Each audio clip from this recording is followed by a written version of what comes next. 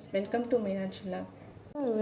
இன்றைக்கி எங்களுடைய தை திருநாள் மற்றும் பொங்கல் நல்வாழ்த்துக்களை உங்களுக்கு தெரிவிச்சுக்கிறோம். எல்லோரும் ஹாப்பியாக இருங்க, சந்தோஷமாக கொண்டாடுங்க, சிறப்பாக இருங்க. இன்றைக்கி நம்ம வீட்டில் வைக்கிற பொங்கலை உங்களோட ஷேர் பண்ணுறதுக்காக தான் இந்த வீடியோவை நான் எடுத்துகிட்ருக்கேன். இப்போ நான் பானை வச்சாச்சு, பொட்டுலாம் அழகாக வச்சுட்டு பாருங்கள், மஞ்சளும் கட்டியாச்சு. இப்போ 1/4 லிட்டர் அளவுக்கு நான் தண்ணி சேர்த்துருக்கேன். தண்ணி கொதிக்குது. இப்போ 1 லிட்டர் அளவுக்கு நான் பால் சேர்க்குறேன்.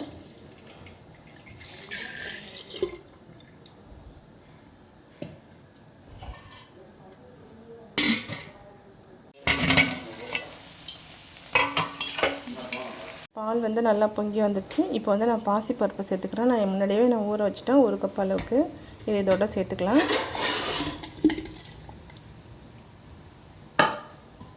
இப்போ பாசிப்பருப்பு பாருங்கள், பாதி அளவுக்கு வெந்து வந்துடுச்சு. இப்போ அரிசி சேர்த்துக்கலாம். நான் அரிசி நல்லா கழுவிட்டேன். 3/4 கிலோ அரிசி அளவுக்கு சேர்க்குறேன்.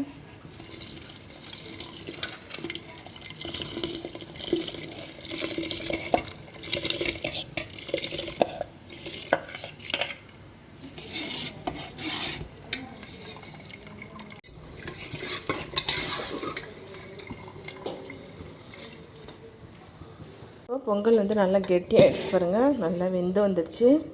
இப்போ கொஞ்சமாக ஏலக்காய் பொடி சேர்த்துக்கலாம். இப்போ ஏலக்காய் பொடி சேர்த்தாச்சு. இப்போ நான் 3/4 கிலோ அளவுக்கு அரிசி சேர்த்துருக்கேன் இல்லையா, வெல்லமும் அதே அளவு தான் நான் சேர்க்க போகிறேன். ரொம்ப இனிப்பு அதிகமாக வேணும்னு சொன்னாக்கா நீங்கள் 1 கிலோ அளவு கூட வெல்லம் சேர்த்துக்கலாம். நான் 3/4 கிலோ அரிசி எடுத்துருக்கனால 3/4 கிலோ அளவு தான் நான் வெல்லம் இப்போ சேர்க்க போகிறேன். வெல்லம் அப்படியே சேர்க்காமல் கரைச்சி எடுத்துகிட்டு வந்துடலாம். அதாவது அடுப்பில் வச்சு கொஞ்சமாக பாகு பதெல்லாம் கிடையாது, அதில் இருக்கிற தூசிலாம் நம்ம ஃபில்ட்ரு பண்ணுறதுக்காக நம்ம அடுப்பில் வச்சு எடுத்துகிட்டு வந்துடலாம். அடுப்பில் நான் வெல்லம் வச்சுட்டேன் 3/4 கிலோ அளவுக்கு. இப்போ 1/4 டம்ளர் அளவுக்கு தண்ணி சேர்த்துக்கலாம்.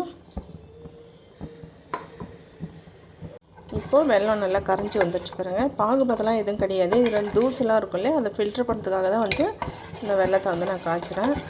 இப்போது வடிகட்டி பொங்கலோடு சேர்த்துக்கலாம். இதை இப்போ என் வெல்லத்தை காய்ச்சாச்சு. இப்போ பொங்கலோடு சேர்த்துக்கலாம்.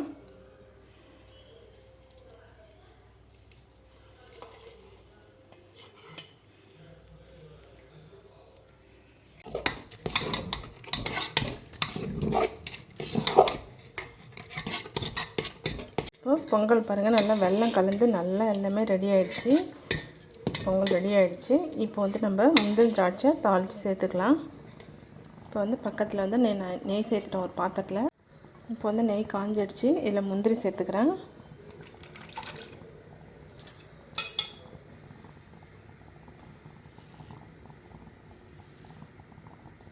இது கொஞ்சம் நல்லா வதங்கி வந்ததும் நம்ம திராட்சை சேர்த்துக்கலாம்.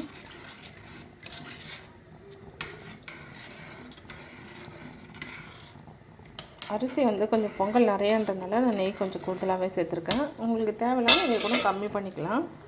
இப்போது திராட்சை சேர்த்துக்கலாம்.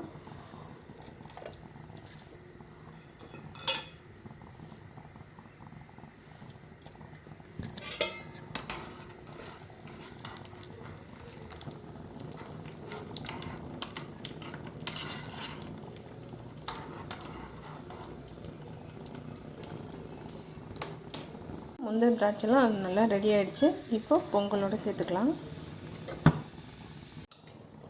முந்திரி திராட்சை இதில் சேர்த்துக்கிறேன்.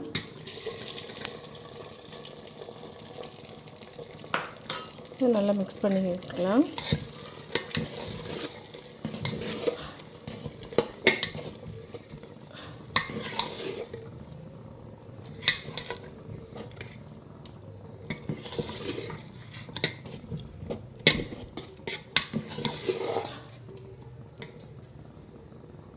எங்கள் வீட்டில் இப்போ பொங்கல் ரெடி ஆகிடுச்சு. நீங்களும் உங்கள் வீட்டில் நல்ல பொங்கலை சிறப்பாக கொண்டாடுங்க.